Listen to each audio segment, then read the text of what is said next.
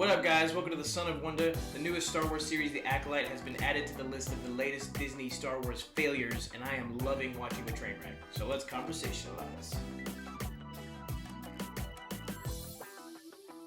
Alright, guys, so I would like to start this video off by saying this is, and making it clear, this is not a review for The Acolyte. I have not seen The Acolyte, so this is not a review for it. This is a video discussing the fallout of all of Disney's not-so-great intentions. And, to be honest, having watched a ton of spoiler reviews for The Acolyte, because I never planned on seeing it, I don't care about The Acolyte in terms of actually watching it myself, but I definitely cared about what it would do for the Star Wars fandom, because it was very clear what the show was going to be, and that's the reason I didn't see it. It was very clear that this show was going to be a propaganda push, just a ton of woke crap, and nothing more, based on all the marketing and the stuff that they were releasing, or they were saying about the show up to its release point. And turns out that all was accurate, just as the person who made the show, Leslie Headland, said. It's all just propaganda, nonsense, and stuff like that. And I love Star Wars all my life. I love Star Wars for the story of good versus evil. I love Star Wars for the themes it teaches, the resonant stories of redemption, standing up no matter what, hope. All of the values that Star Wars used to hold to, used to teach. But now, ever since Disney acquired Star Wars, all they've been doing is just deconstructing Star Wars, ripping it down, tearing it down into this sort of taking what Star Wars was known for being fundamentally, good versus evil, and then removing that element. And so now we just have a bunch of random space garbage. And it's just, oh my gosh. It's aggravating, but at the same time, Disney's been doing this for so long now that at this point, any new train wreck that comes, any new Disney Star Wars project that turns out to just be a bust, it's more entertaining than it is even annoying now. Just because it's like, okay, it's fun to laugh at. You're either going to laugh at it or you're going to enjoy it if it's good. But I'm at this point, I'm just ready for it to end. And we can just go back to normal. Kathleen Kennedy can get fired, or all of Lucasfilm, I think at this point needs to get fired. I don't even have any faith in Dave Filoni anymore. I'm sorry.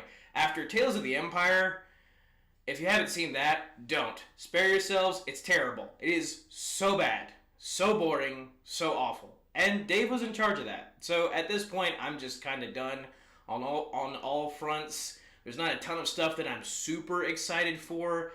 I'll be here for the Jedi Fallen Order 3 game and maybe the Mandalorian and Grogu movie, but I'm not super excited for most of it. Now, when it comes to the actual Acolyte itself, the main thing that has caused the most ruckus among real Star Wars fans, as it should, is the latest episode, at least the latest episode at the time of recording this video, Acolyte Episode 3. And again, while I have not seen the show, I have seen all the spoiler reviews for it, so I do know what happens in detail, and wow. Let's just say,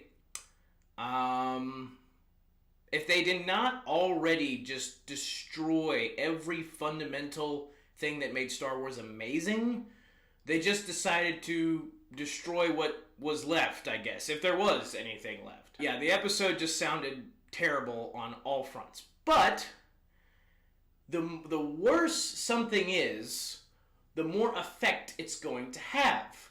And at this point, it's the lowest rated Star Wars anything, I think, of all the different Star Wars projects, George Lucas Star Wars included, the holiday special, the Star Wars holiday special, that thing. Whew, that one was bad. That included too. It's the lowest rated out of everything.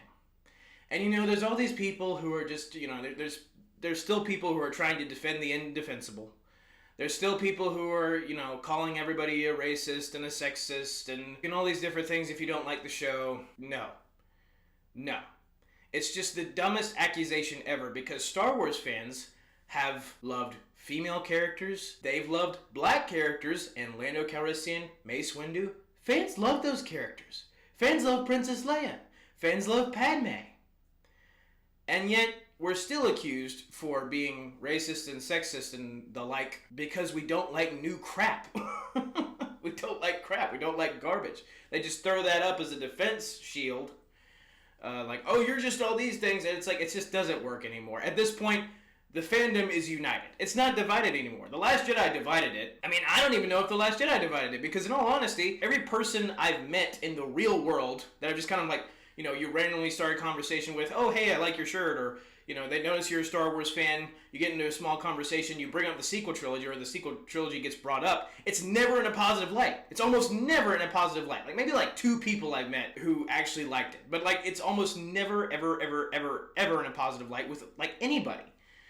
And I feel like that just kind of proves that even though, like, you know, there were a lot of people who liked The Last Jedi, but at the same time, it's like I would say most, a safe bet is that, especially now, it's not like the sequel trilogy's aged well at all. Most people don't like the sequel trilogy. I'm going to make that bet. I could be wrong. I don't think I am. If you see any YouTube comments, or, I mean, at this point, X/Twitter comments, you can tell that people hate all this new Disney Star Wars mess. And it's super disappointing because there's just so many things that Disney could have done that would have been great, would have been awesome, would have been fantastic. Legends, all the Legends stuff, the stuff that they turned into Legends, would have been great to use. They didn't. And honestly, even if the show ended up being like somewhat decent, I still wouldn't have really cared all that much because it's set in the High Republic, and the High Republic is literally just Disney's excuse to not give the fans what they really want, which is the Old Republic. They turned the Old Republic into Legends, basically like ratted that off and said it didn't matter. And then later they gave us the High Republic, which by comparison is just so much lamer in like every way possible.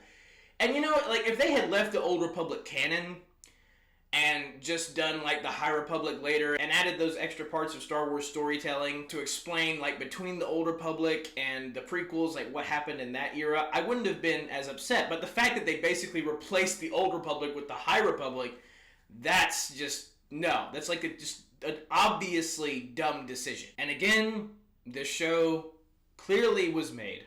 If you've seen any of the stuff that, or if you've heard any of the stuff that the people behind it, the people who've created this show, like I said, Leslie Headland, has said about the show was very obviously made to push agendas. That's just the truth. You can't get past that. It is the truth. It was made to push agendas. And when it comes to like I said, when it comes to the actual fallout of the show, what effect it's going to have, we'll see. It seems like it's going to take a lot to actually make Lucasfilm get a clue. Realize that it's not working. Please stop. It's going to take a lot. But this might be that a lot. Like, this might be the moment, just because of how destroyed, like how much this show is getting annihilated online. And that's why I wanted to comment on it. That's why I wanted to make a video about it, just because, again, even though I hadn't seen the series, I made a video talking about how I wasn't going to watch the series. Everything I said in that video seems to have held true to now. Like, you know, after the show's already come out, and there's, again, at the time of recording, 3 episodes premiered. There'll be a 4th episode coming soon. It seems like all the stuff that I said in my video turned out to be true of this series, of all the worries and concerns I had about it. And it's not because I'm not trying to pat myself on the back. I'm not trying to say like, oh, look, I was right. Or, you know, act like I'm some kind of psychic. It doesn't take a psychic. It doesn't take a Jedi mind to know and just understand the pattern of what Disney's been doing for years. With the movies and the shows and the this, that, and the other thing. I mean, like, it does not take a genius to understand that they've been playing the game. They have been literally playing the game. They've been using the same tactics, the same strategies. They've been hating the fans, the real fans, forever. And I guess it's just like one of those cases where, I mean, I hate using expressions like this, but it seems like it's one of those cases where it's just going to get worse before it gets better.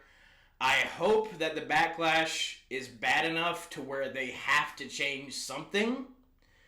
But Kathleen Kennedy just seems like the most stuck-up, arrogant person. Like with Marvel even. Like, Marvel has made such grand mistakes, epic failures like the Marvels. But even they have at least admitted to some level of like making a mistake on their part. At least they've admitted to some level of like, okay, yeah, they haven't been like, as truthful as they should be about it, but they've at least said something to the effect of, yeah, we messed up. This is not what we should have been doing. Star Wars hasn't done any of that. Star Wars has not done any of that. They have not recognized any of their mistakes. And it really just comes down to humility, honestly. Like, I feel like, their original stuff was good. Like, George Lucas's Star Wars, when he was first making it, and, like, Kevin Feige, when he was starting the MCU, these things were really good because they came from a state of humility.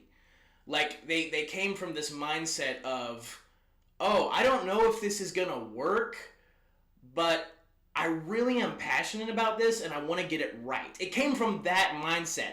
Not the mindset of, oh, we're a massive corporation with like billions of dollars. Let's just do whatever the mess we want and expect people to be happy about it.